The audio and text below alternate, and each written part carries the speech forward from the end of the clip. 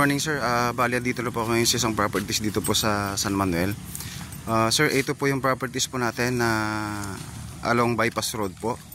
Ayan, halos nasa 200 meters lang po. 200 meters lang po siguro mula highway sir. Ito po, ito po yung bypass natin. Tapos ito po yung properties po natin sir.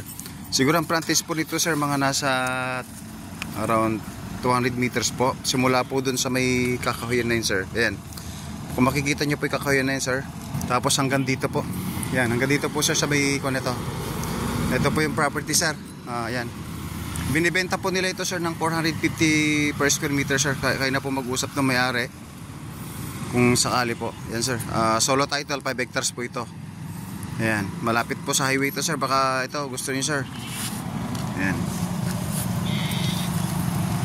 So ayan sir, maraming salamat po sir. Ayan.